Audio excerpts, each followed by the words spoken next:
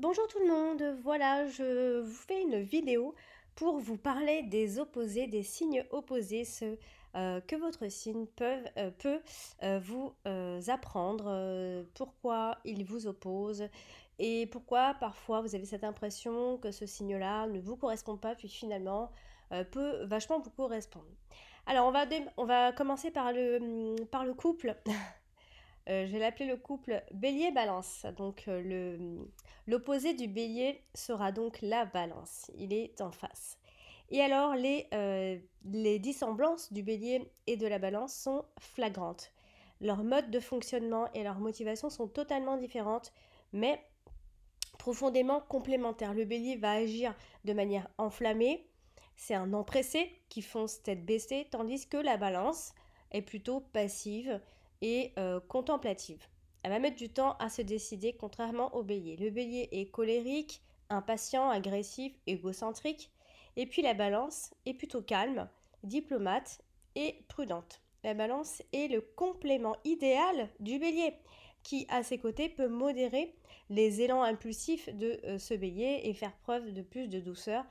Quant à la Balance, elle peut s'inspirer justement du Bélier pour développer une forme de dynamisme, d'énergie, de combativité et d'autonomie. Donc la Balance va admirer finalement le Bélier et le Bélier va aimer aussi la Balance dans le sens où bah voilà, ils vont se compléter et ce que la Balance n'a pas, l'énergie, etc., va le retrouver chez le Bélier, va admirer ça en tout cas chez le Bélier. Et ce que le Bélier va admirer chez la Balance, c'est son côté calme, voilà, qui prend son temps, qui prend énormément son temps. Alors, on va passer au couple suivant. Le taureau et les scorpions donc, sont topissimes.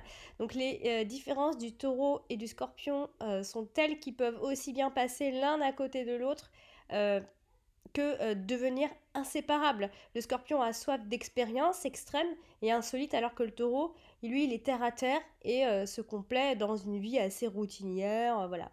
Le taureau a besoin de tranquillité, il aime accumuler et posséder. À l'inverse, le scorpion, lui, est détaché.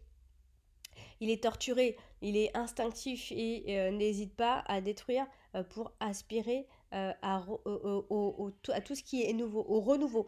Et aux côtés du taureau, le scorpion apprend à jouir des plaisirs simples de la vie, à se stabiliser et à user de persévérance. Quant au taureau, il peut s'inspirer justement du scorpion qui, pour apprendre à renoncer, à être plus affranchi et moins entêté. Donc le calme du taureau va inspirer le scorpion et un peu, et quelque part la folie du scorpion va attirer le taureau. Donc pas impossible que ces deux signes donc s'attirent.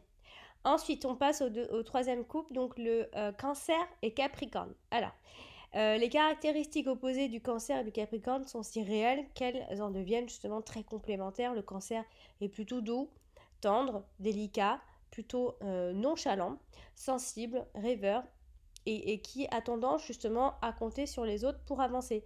À l'inverse, lui, le Capricorne, il est rigide, il est froid, il est réaliste, il est autodiscipliné, il est ambitieux et a tendance à ne compter que sur lui-même.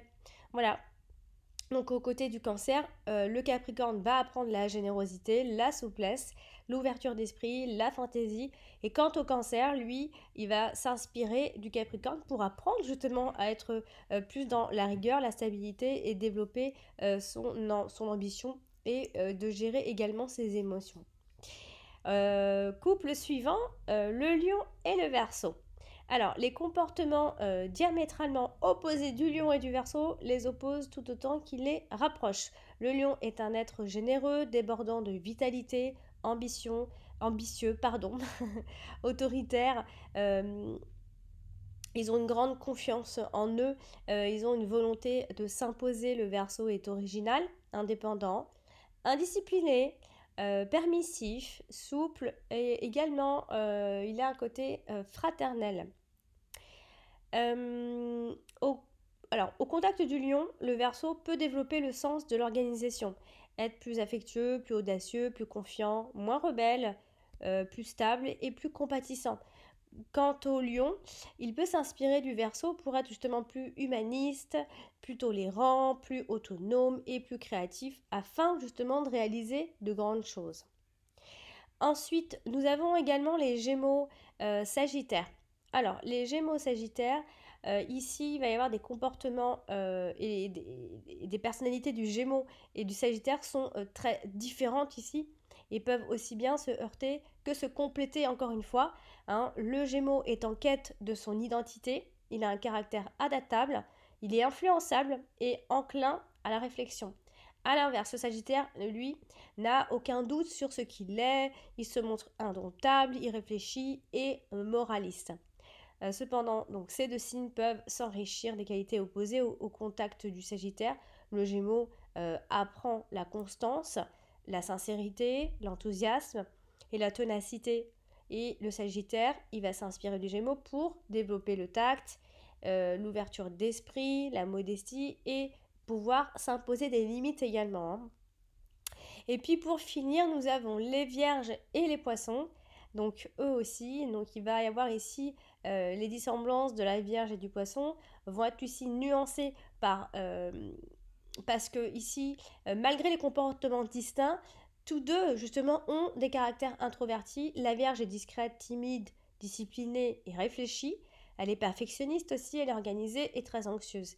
Et puis à l'inverse, les poissons, lui est plutôt euh, utopiste, il va manquer de sens pratique, il a tendance à se laisser aller et à fuir les responsabilités.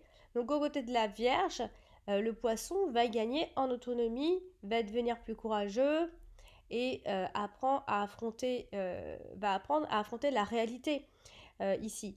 Quand ici à la Vierge, elle va plutôt s'inspirer du poisson pour apprendre à se détendre, pour profiter des joies de l'existence, gagner en ouverture d'esprit et d'être moins coincée. Et ça va de même, j'ai donc terminé pour les couples et enfin pour les opposés, ça, il en va de même si vous êtes en ascendant, hein. Par exemple, si vous êtes Vierge, ascendant Poisson, ça va calmer votre Vierge, ça va vous aider à vous détendre.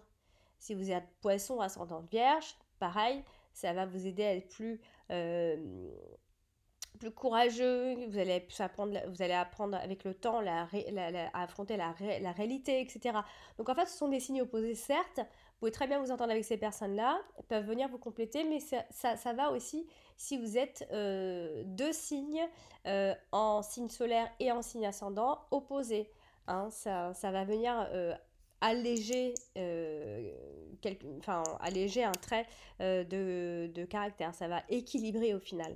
Donc gare à vous si vous êtes un double signe au final. Voilà, donc j'ai terminé pour cette mini vidéo que j'avais envie de faire pour les opposés. Bientôt, je ferai des vidéos sur voilà, tout ce qui est thème astral, les maisons, etc. On se revoit et je vous dis à bientôt.